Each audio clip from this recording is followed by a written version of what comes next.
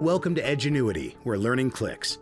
Now, logging into Edgenuity is easy. Just enter your username and your password at learn.edgenuity.com/student.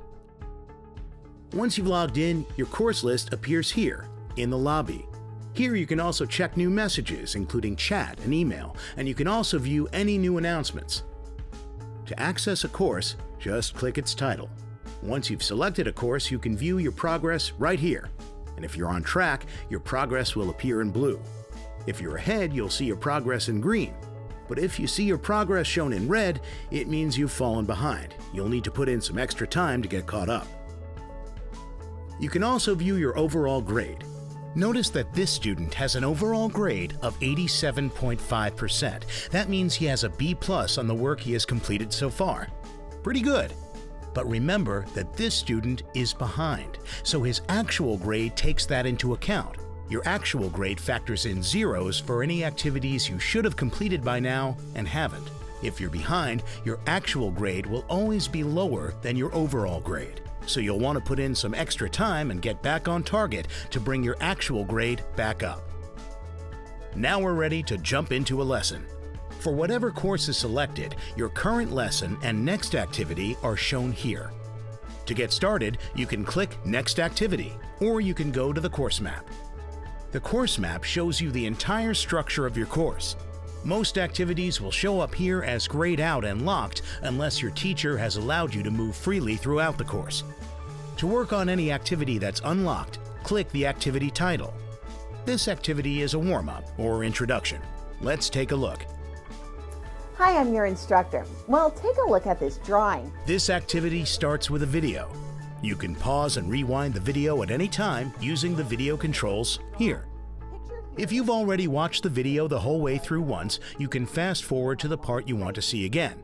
However, you can't fast forward through any video segment you haven't watched yet. You do need to watch every video once all the way through. You can control the volume here.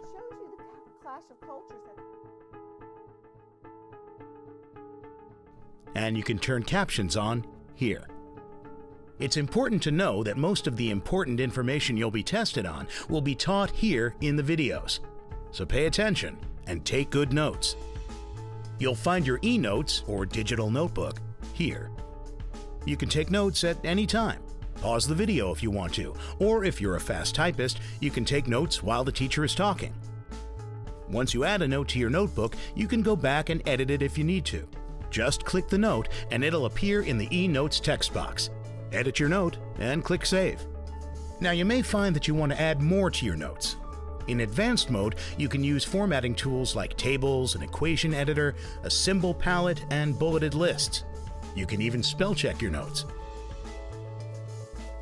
We find that students who take notes tend to do better on quizzes and tests. Taking the time to write down the important ideas in your own words will help you process and remember what you learn.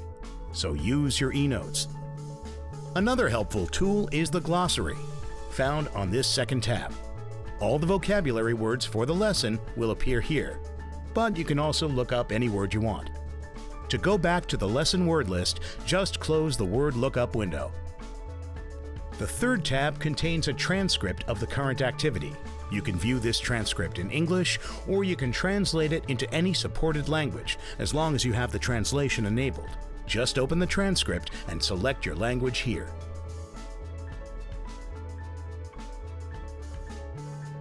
Sometimes the video will pause, and you'll be asked to complete a task. On any task, you can use the tools in your toolbar.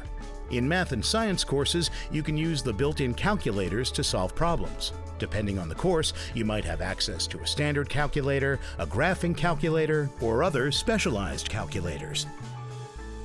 In any course, you can highlight text. This can help you pay attention as you read, especially when you're asked to read extended articles and stories. If you have Read Aloud enabled, you can hear text read aloud. Just highlight what you want to hear and press the Read Aloud button. The runner travels. If you have translation enabled, you can change the languages of most on-screen text here. Some of these languages also work with the Read Aloud tool, so try it out. Il grafico mostra la distanza. Now when you want to leave an activity, just click the Home button in the upper left corner of your screen. Don't worry, we'll always save your work. When you come back to the activity, you'll be able to pick up where you left off. Now we're back at the lobby. This is where you can access the tools and resources in your organizer. The organizer contains a number of helpful reports you can explore. A particularly helpful one is the assignment calendar. The assignment calendar will show you everything you need to do each day to stay on track and complete your course on time. Check back here often. It's helpful to check your assignment calendar every day. You can also visit the Scores and Feedback report to see all your activity scores and which activities have feedback from your teacher. This icon tells you that there is feedback on an activity. When you click the feedback icon, you'll be able to view your work. A glowing feedback icon in the grade bar means there's feedback you haven't read yet. Just click the icon to see your teacher's comments. To go back to the organizer, just use your browser's back button. You'll also find some helpful resources in the organizer. You can find manuals to explain the different Edgenuity activities and tools. And if you ever want to watch this video again, you'll find it here. If you ever need to do any troubleshooting, the first step should be to check your plugins here. To exit the organizer, simply power it off, and you can return to your coursework. It's almost time to get started in your online course. Remember to keep these tips for success in mind. First, take notes on what you're learning. You might use e-notes and you might use a pen and paper, but rephrasing what you learn in your own words helps you pay attention and remember what you've learned. Second, stay on pace. Make sure your progress bar is in the blue or even in the green. If you fall too far behind, it gets hard to catch up later. Check your assignment calendar to see exactly what you need to do each day to stay on track. As long as you complete all your assignments for the day, you'll stay on pace. The fourth important tip is to ask for help when you need it. If you don't understand something, tell your teacher. He or she can explain it in a different way and point you toward other online resources. You are responsible for your own success, but you don't have to do it alone.